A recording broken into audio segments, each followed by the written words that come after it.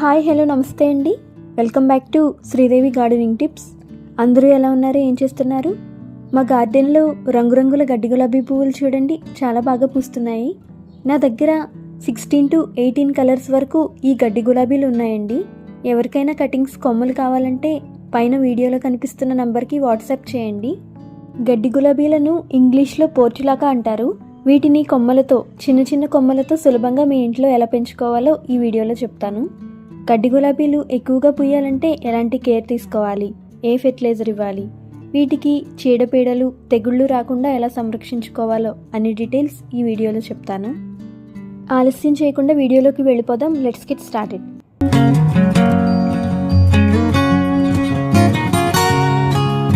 గడ్డి గులాబీ పువ్వులకు చాలా పేర్లున్నాయి. ఇంగ్లీష్లో వీటిని పోర్చులాకా అని, మాస్ రోజ్, మినీ రోజ్ అని. చూడ్డానికి చిన్న చిన్న గులాబీల్లాగా ఉన్నాయి కదా, అందుకే మినీ రోజెస్ అని పిలుస్తారు. ఇంకా 9 o'clock ఫ్లవర్స్ అని, 10 o'clock ఫ్లవర్స్ అని కూడా పిలుస్తారు. ఇవి ఉదయం 9 గంటల నుండి 10 గంటల సమయంలో విచ్చుకుంటాయి. అందుకే 9 o'clock ఫ్లవర్స్ అని కొన్ని చోట్ల పిలుస్తారు, 10 o'clock ఫ్లవర్స్ అని మరికొందరు అంటారు. గడ్డి గులాబీలు ఇలా బుట్ట నిండా పూయాలంటే మెయిన్గా కావాల్సింది సన్లైట్ అండి.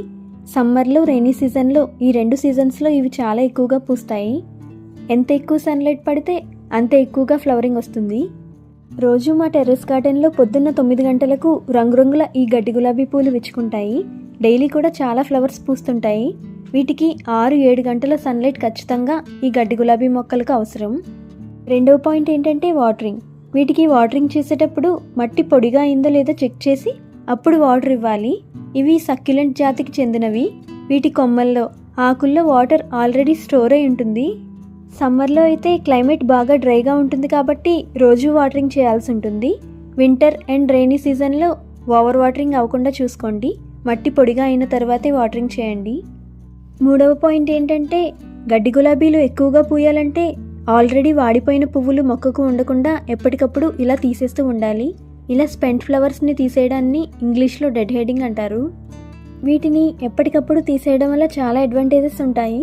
ఎక్కువ పువ్వులు పూస్తాయి. ఇంకొక అడ్వాంటేజ్ ఏంటంటే వీటి పక్కన ఉండే ఫ్లవర్స్ పూర్తిగా విచ్చుకుంటాయి.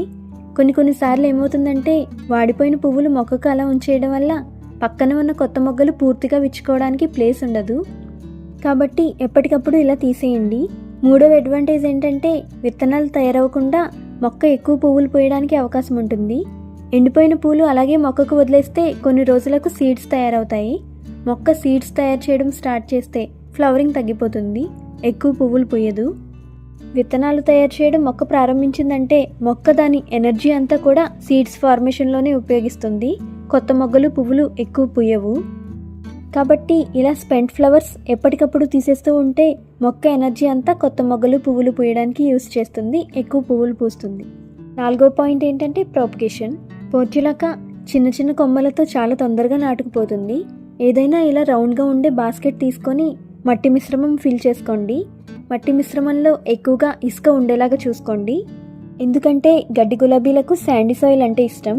40% మట్టి, 30% ఇసుక, 30% కంపోస్ట్ కలిపి మట్టి మిశ్రమాన్ని తయారు చేసుకోండి. ఇలాంటి మట్టిలో ఇవి బాగా పెరిగి పువ్వులు పూస్తాయి.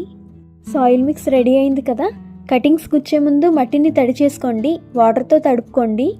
ఇప్పుడు మీ దగ్గర ఉన్న పోర్చులాకా ప్లాంట్స్ నుండి చిన్న చిన్న కటింగ్స్ తీసుకోండి.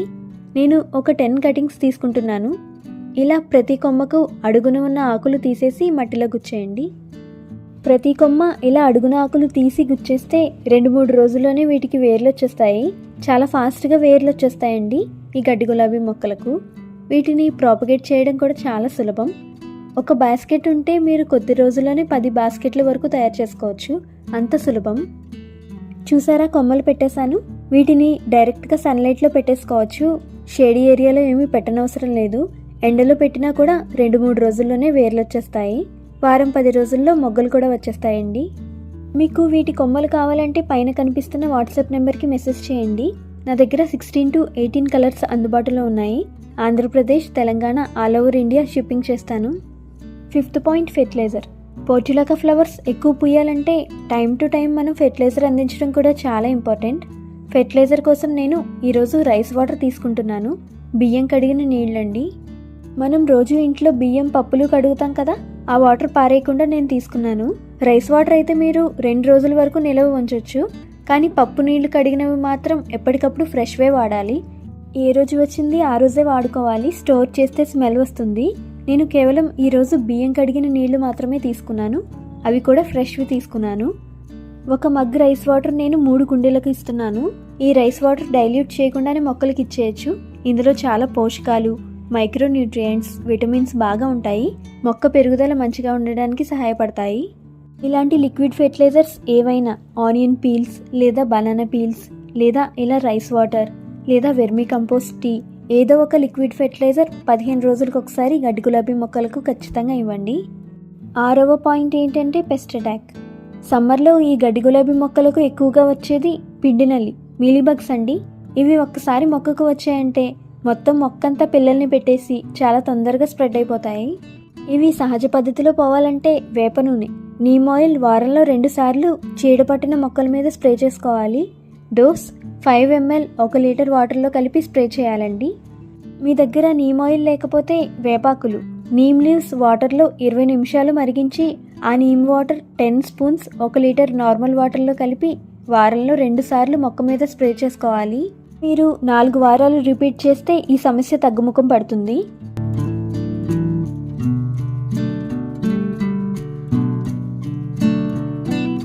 కెమికల్లో అయితే యాక్టారా అని పురుగుల మందు ఉంటుంది. అన్ని ఎరువుల దుకాణాల్లో ఇది దొరుకుతుంది. యాక్టారా ఇలా చిన్న చిన్న గుళికల్లా ఉంటుంది. ఇది 1/2 గ్రాము 1 లీటర్ చొప్పున కలిపి వారానికి ఒకసారి పిండి నల్లి పట్టిన మొక్కల మీద స్ప్రే చేసి చూడండి. 1 రోజులోనే సగానికి సగం మీలీబగ్స్ చచ్చిపోతాయి. ఇలా మీరు 2 వారాలు చేస్తే ఒక్క మీలీబగ్ కూడా మిగలదు, ప్లాంట్ మొత్తం క్లీన్ అయిపోతుంది. ఇది పిండి నల్లి, మీలీబగ్స్, ఎఫిడ్స్కి చాలా బాగా పనిచేస్తుంది. అన్ని రకాల పూల మొక్కలకు, క్రాటన్ మొక్కలకు మీరు దీన్ని వాడచ్చు. పండ్లు, కూరగాయల మొక్కలకు మాత్రం సహజ పద్ధతులు వాడండి. కెమికల్ ఇన్సెక్టిసైడ్స్, పురుగుల మందులు వాడకండి. ఓవర్గా ఫెర్టిలైజర్ కూడా ఏ మొక్కలకు ఇవ్వకండి. ఓవర్ వాటరింగ్ అస్సలు చేయొద్దు. ఓవర్ ఫెర్టిలైజింగ్ వల్ల, ఓవర్ వాటరింగ్ వల్ల ఆకులు పసుపు రంగులోకి మారిపోవడం ఇలాంటివి జరుగుతుంటాయి. మంత్లీ 2 మాత్రమే మొక్కకు ఫెర్టిలైజర్ ఇవ్వండి. ఫుల్ సన్లైట్లో మొక్కను పెట్టుకోండి. వాటర్ కంట్రోల్డ్గా చేయండి. ఓకే ఫ్రెండ్స్, వీడియో మీకు నచ్చితే లైక్ చేసి మీ ఫ్రెండ్స్ అండ్ రిలేటివ్స్కి వీడియో షేర్ చేయండి. అలాగే ఛానల్ని సబ్స్క్రైబ్ చేసుకుని పక్కనే ఉన్న బెల్ ఐకాన్ని క్లిక్ చేస్తే ఇలాంటి మంచి మంచి వీడియోస్ మరెన్నో చూడొచ్చు. Happy gardening, bye.